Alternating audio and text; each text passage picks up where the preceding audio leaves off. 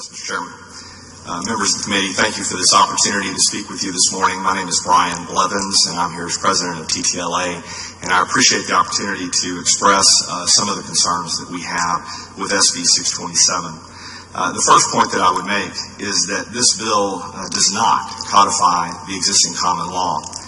In the Neely case, the court specifically pointed out that the publications in that case had tried to argue that the McIlvaine case of 1990 established this privilege that's being argued here today.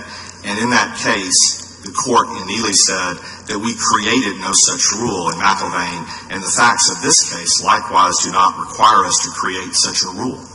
This case also, again, this is the Neely case that's been referenced several times today as being passed out to you, specifically discusses the McIlvaine case, and that this idea of a reporting privilege for accurate reporting of third-party allegations has not been the law in Texas. Secondly, I should have mentioned, Mr. Blevins, you are against the bill. We are against the members will know. And Mr. Christensen is for the bill, and Mr. Baskin is against the bill. I'm sorry. We are against the bill. From your time. The second point I would make is that, contrary to previous testimony, this bill actually would create an absolute immunity from suit. When a reporter reports on an allegation that is untrue, he could know that it's false, he could misquote it, put it out of context, any number of mischaracterizations, and it would create immunity. The bill itself reads, "and not grounds for a libel action, a publication of allegations made by a third party regarding matters of public concern, regardless of the truth or falsity of the allegation, including knowledge of the truth or fallacy." With the note there. I would also point out that our Texas Constitution protects libel claims. In Section 8, every person shall be at liberty to speak, write, or publish his opinions on any subject, being responsible for the abuse of that privilege. And of course, under our open courts provision, our fathers here in Texas specifically put protection of reputation in the Bill of Rights. Finally, I would also point you to the fact that this legislature has gone to extreme lengths to protect freedom of speech, publications, and periodicals. Truth remains a defense. Publications have substantial true reporting obligations. There is a judicial proceeding privilege, a fair reporting privilege, a fair comment privilege, the Reporter Shield Law, which says that if you act with due care in your investigation or reporting, you cannot be held liable, anti-slap suit legislation, which has been very active in dismissal of cases, and finally, even last session, the Defamation Mitigation Act. I took a little of your time. Is there anything else?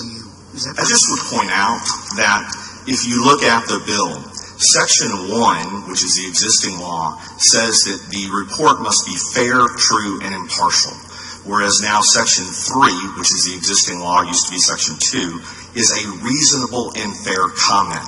Both of these are qualified privileges to allow of public reporting, public opinion, so that we can measure whether or not the game is being played fairly. The new language would be simply a publication of any allegation made by any third party regarding a matter of public concern. Very broad. Questions? Mrs. Zafrani? So in your opinion, does this bill give blanket immunity to someone who was either publishing an article or broadcasting a story, someone who maliciously either distorted information or maliciously omitted information? Yes, ma'am. Yes, Senator. And I'll give you a good example. On a federal level, this privilege does not exist. There's a fair reporting privilege. There was a 2020 as a good example, a story of a reverend in California. And 2020 was doing a story about misuse of church funds.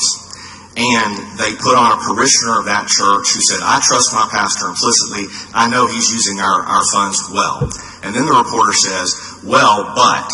And then they show a clip of the pastor talking about having a $26 million mansion and yachts and Bentleys and having all these material things. And then they go on to talk about all this evidence of abuse in churches of finances. Well, as it turns out, what they had done was taken a small clip out of a sermon that was his explanation of a hypothetical person who had all these things, had all this material wealth, and yet had no peace. We can understand that, but yet what they did was put that small piece. So they reported accurately a part of what was said, not the whole, and that can be just as damaging as an outright lie. In your opinion, does this bill offer the protection that is sought by professional and ethical journalists, reporters, and publishers, and simultaneously protect the unethical and perhaps those who do not work in the traditional media, but what we call either social media or internet sources, websites, etc.? I believe it creates immunity for all sorts of mischief, whether by legitimate or illegitimate publications or reporters. Because this law applies to publications and periodicals, we're now talking about fully encompassing the world of the blogosphere, social media, a person with a newsletter of 3,000 people. We're talking about a lot of different ways that information is, quote, published that may very well now benefit under this type of provision. What protection would a victim have then? None under this bill. And that would be true, by the way, for both a private person. Again, our law in Texas is pretty clear and well defined. A private person can bring a libel action for slanderous misstatements based on the negligence of the party. A public official, like most of you in this room and even myself now, the reporters and publications have great protection. They can actually print anything which complies with the existing law, fair report privilege, and public malice. And that is, you can actually print so long as you do not do so with actual disregard for the truth or reckless disregard for the truth. So these are already existing defenses in the system for reporters, publications, and periodicals. This simply says, you know what the heck? Let's just give them immunity. Yes, ma'am. Ms. Blevins, so my question to you is, okay, clearly you feel this language is too broad, and you know, that's, I'm sure, subject to discussion. I'm not, arguing with you on that at all, because I think you're probably right. But do you believe that there is a way to codify the common law that had been in effect prior to the Neely case? And do you think that's a legitimate thing to do? Or are you just going to be against it all the way? I'm trying to, reach a resolution here. So I just want to know where your organization is going to stand on this. To be honest. With respect, that's simply not the common law. I know it's been stated that way several times by the proponents of the bill, but the Neely case sets out in two different sections that the common law, that this court, this state, has never had a reporting of third-party allegations accurately privileged. In other words, as long as you use the same words that whoever says what they said, then you're privileged from doing it. We've always had a fair, impartial element to that, so that we make sure that our reporting agencies pick up the context, so that we don't get this parceling out of what one person says, or maybe even a part of what one person said, but not the whole. So consequently, that's simply not been the law. The Neely case specifically points out the Neely case involved a doctor who had a board investigation because he had self-prescribed medications for himself, which is a violation in instances regarding medical practices. At the same time, he had also performed surgeries with a limiting hand condition, physical limitation to his hand. And those were two separate elements of the board investigation that effectively the newspaper collapsed and said he was performing surgeries while under medications that he had self-prescribed. That was not a fair context of what this doctor had gone through at the board level. And all the Neely case said was the doctor has come forward with sufficient evidence to show that that is not substantially true. Therefore, we're going to let him proceed. It doesn't mean, in this particular instance, that the publication might not have other defenses, might not be able to dismiss the case on the anti-SLAPP suit basis. may not be able to invoke the reporter shield. There are a number of other defenses that might have come into play here at a subsequent part in this case. Justice? You mentioned something when Senator Zaffirini was asking you a question about there's a part in this bill that talks about other periodicals, and so what's the definition of that term, and how is this going to affect blogging and the internet? Senator, I will profess that I am not, this is not an area that I practice in very often. I understand that it's part of an overall set of a section that deals with both publications and periodicals, and I think the gentleman who testified before indicated that periodicals have been further expanded to include media broadcasts. My assumption, working assumption, is that that also is being enhanced to include things like websites, blogs, potentially newsletters. My guess is that ultimately, as our society changes and incorporates and uses more of these elements as mainstream, then our courts will be forced to incorporate them as well. And that's where I would also point you to the fact that there's a new Section D, which is also included in the bill, which says that this section shall be construed liberally to effectuate its purpose and intent fully. I'm not sure exactly what that means, but what it tells me is that the legislature would be telling the court to construe these privileges, these immunities, as liberally to protect free speech and to protect the publications. And that would indicate to me that we will see a greater expansion of this into non-historical means of communicating information.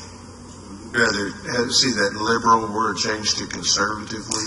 Well, actually, I will tell you that on the research that we've done, there's no other state that has passed a bill that would be this broad, that would extend the privilege this far.